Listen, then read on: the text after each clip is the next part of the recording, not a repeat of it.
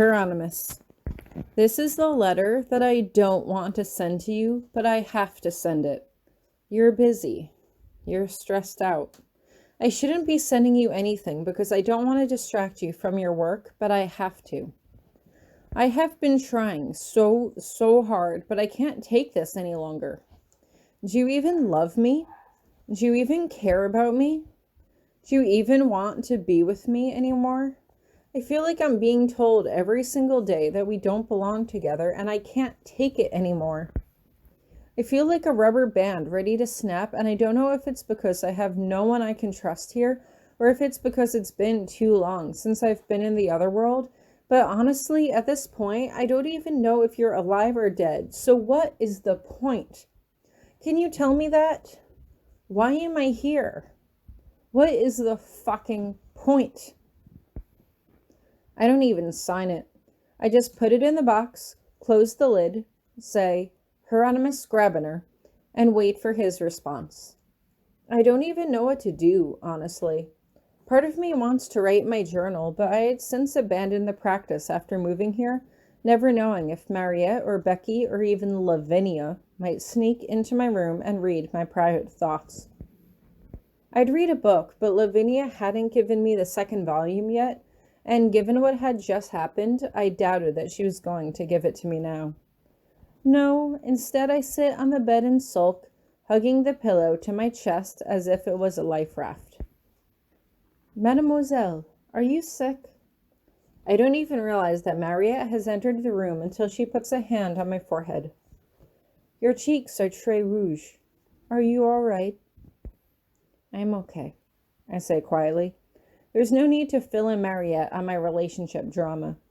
I didn't need to go to a fancy boarding school to know that telling anyone in high society about my troubled marriage would only spawn unsavory rumors about us.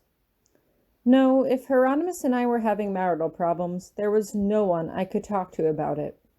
No one at all. Stay and rest, she says with motherly affection as she smooths back my hair. I will fetch you some soup. I make some grunt to show that I had heard her, and she gives a small bow as she heads out of the room. Idly, I entertained the thought of talking to Virginia about it and hinting that something was wrong to see if she would pick up on it, but Virginia had kept all of her relationships very private, so she probably wasn't the best person to give me advice. Part of me almost wants to send a letter to Minnie and ask her for advice. Given her parents' standing and what happened during my memory lapse, she seemed to have an insight into Hieronymous's character more than most. I'm just about ready to sit down at the desk and start writing when Mariette returns with a hot bowl of soup. Here, mademoiselle, you should eat. There is nothing soup cannot cure. Maybe, I say as I pull myself into a seated position. Mariette, can I ask you a question? Of course, she replies. What would you like to know? I know you grew up in France, but I don't know much more about you, I continue. How did you come to start working as a housekeeper? Mariette smiles a soft smile as she shakes her head. Mademoiselle, that is not something you need to concern yourself with. But I want to know, I continue. Like, if that's private and you don't feel comfortable sharing, then say that. But if you don't want to say because it's a sad story and you don't want to make me sad, well, I'm already sad, so it won't matter either way. Mariette just shakes her head. If I tell you, will you eat your soup? I take a spoonful, making sure to slurp it noisily to show that I was eating.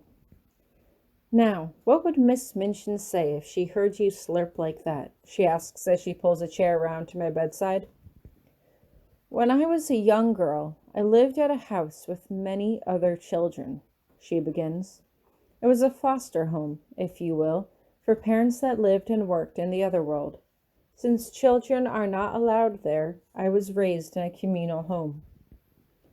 I'm aware of them, I reply. I want to mention that Hieronymus was raised in foster home too, so I was familiar with them. But then again, that may not be information that he wanted other people to know, and so I kept silent. The foster homes he was exposed to sounded a lot nicer than what she had experienced, anyway.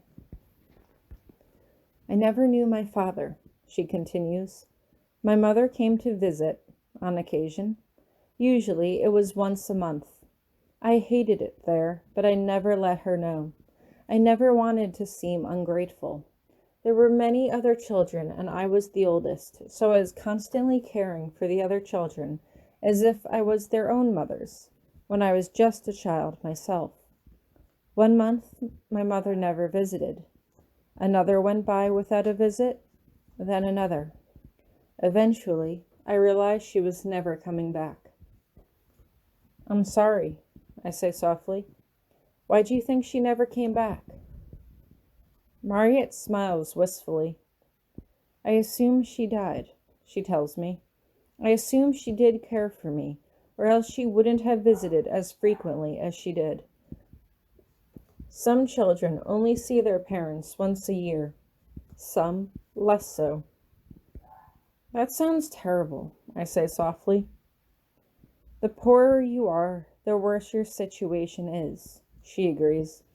My own foster parent was a cruel woman who worked us like slaves. She told me I would be indebted to her for the rest of my life. When I grew old enough, I snuck away and made my way to the city. I stole some clothes to make myself look presentable and started to apply to any position I could find. Eventually, I made my way to nicer and nicer houses, and now I am in your care. I pause as I think this over. I don't think this is a sad story at all, I tell her eventually. I think it's an inspiring story. You could have just accepted your situation, but instead you worked to change it. You had no idea what your future would be like, but you had hope that your life could be better than what it was, even at the risk that it could get worse. That takes bravery. You seem full of deep thoughts today, Mariette observes. You should not frown so. You will get wrinkles and look old before your time. I am too old for my time, I mutter petulantly. Or, it feels like I am, anyway. And what does such a young miss know of tragedy? Mariette asks with a fond smile. I can tell it's an attempt to make me feel better, but it only makes me feel worse. I have almost been murdered several times, I say quietly, and Mariette utters out a string of curses in French, many of which I had never heard before. What? Mariette demands, seemingly struck speechless as she sputters over her words. But how? I've never seen Mariette look anything but composed, and I almost feel guilty for saying anything at all. Well, I begin hesitantly. I was once almost killed by a manus when I stepped over protective wards to try to save someone's life. Another time, a demon tried to take my soul and was angry that he couldn't because I had wed into a noble bloodline. He worked up an elaborate plan of revenge that placed me directly on death's doorstep. And then, last year, I was cursed when I used my body to block a painful spell from striking a friend. Mariette shakes her head. You have seen too much for someone so young. But you've had your share of tragedy too, I point out. My upbringing was very normal, very average. It's only been in the past few years that I feel like the world is suddenly out to get me. Mariette shakes her head as she places a protective hand on my knee.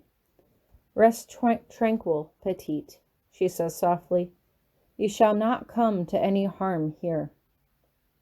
I could only hope that she was right.